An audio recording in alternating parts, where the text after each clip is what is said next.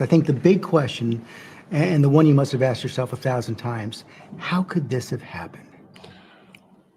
Well, there's two things I want to say about that. One is that when I talk about this, my concern is that I don't sound like I'm the victim.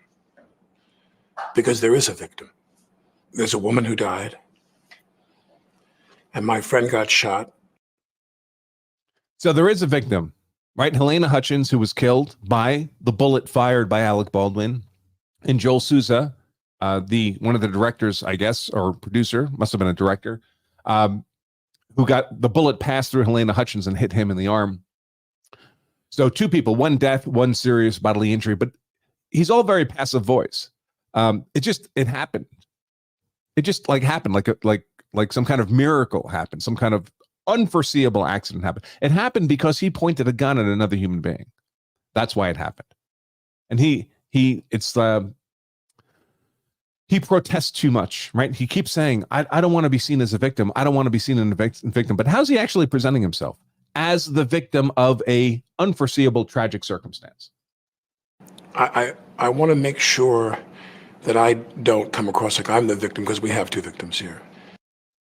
Yeah, okay, already discussed. And the second thing is that all of what happened on that day leading up to this event was precipitated on one idea, and that is that Helena and I had something profound in common. And that is, we both assumed the gun was empty, other than those, dummy rounds.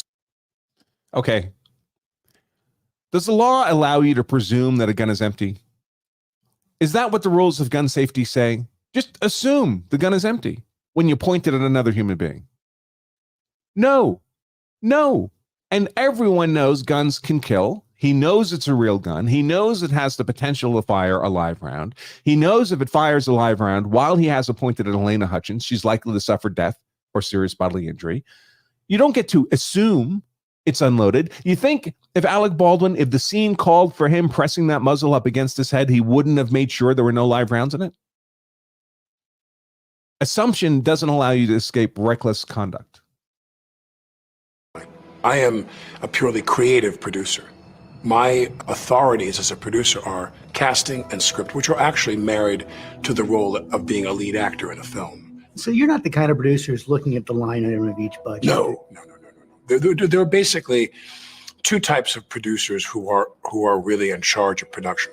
People that raise the money and the people who spend the money. My consultations or approvals were completely about casting and about the script. So here he's just trying to mitigate his civil liability for the civil suits that are flying around this case. Even at the time of this interview, there were already 2 suits filed and surely more to come. And he's trying to say, hey, I was listed as a producer, but really I had no authority to do anything. In fact, it's unquestionable that he was the single most powerful person on the set of Rust. They only had money because he was attached to the movie. That's it. Anything he said goes. And all these other people are acting as his agents. So he's responsible for their conduct, their decisions, and omissions in the course of the jobs they're doing for him. On the 12th, I had a safety demonstration with Hannah Reed, the armorer. So he's saying now that morning he had a safety demonstration. But what he's actually going to describe has nothing to do with safety. 24-year-old Hannah Gutierrez Reed, seen here in... Boy, how does she look different in court now than this? Photos by the DailyMail.com, was hired as the film's armorer, in charge of all weapons on set. The daughter of a famous Hollywood armorer, Rust was only her second film in this role. Her dad, of course, being Fel Reed. Oh, so this was only her second role, as she'd had one gig before as head armorer. This was her second, and it was a part-time gig because the other part of her time was to be an assistant props manager. Did you think she was up to the job? I assumed because she was there and she was hired, she was up for the job. And nothing she did raised any red flags with you? No. Okay. Nothing she did raised any red flags with you. Well, that's not... We're talking about your liability here. But of course, he just wants to talk about Helena Hutchins. He spends a lot of this interview, again, talking about where did the live round come from? Where did the live round come from? He never wants to talk about why he didn't check the gun in his hand and why he pointed it directly at Helena Hutchins. This training course you do, what did she tell you? This is the supposed safety course. She say things like, remember, this is a blank round, so you have to create the discharge yourself because there's no projectile. So if you shot the gun, you go bang.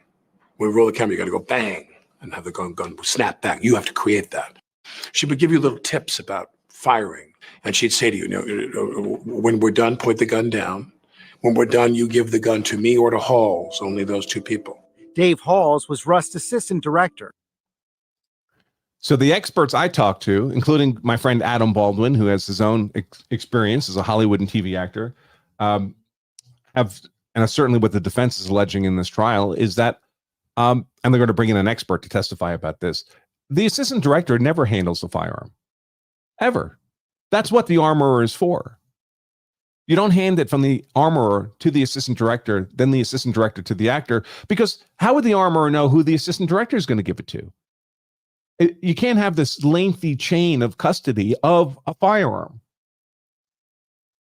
If I'm holding the gun and they say cut, I then hand the gun to Halls if she's not there. Yeah, why Halls, not Hannah? Some people have said that only the armorer should be handling No. it. That's inaccurate. Meaning in the protocols of the business, meaning Hannah would to hand me the gun 99% of the time. No, whatever, the preponderance of the time. But when we would say cut, if Hannah was away from the set, I would hand Halls the gun. Why was Hannah away from the set?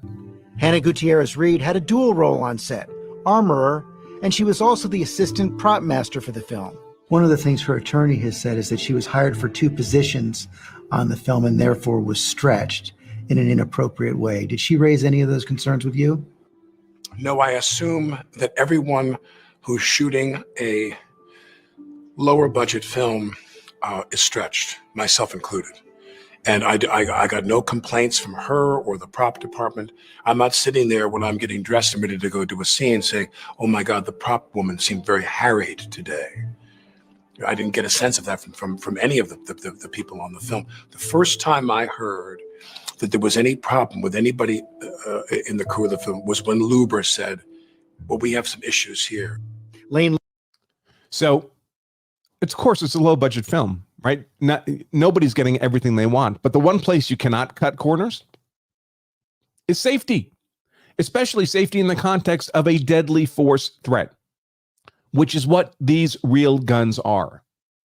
Lane Looper, the first camera assistant, would email production managers a resignation letter later that night, citing safety concerns. Quote, during the filming of gunfights on this job, things are often played very fast and loose. So far, there have been 2 accidental weapons discharges. He also wrote about concerns about reasonable rest and housing for local crew with long commutes to the set. All right, but that's not a safety issue, right? He spoke explicitly to a safety issue.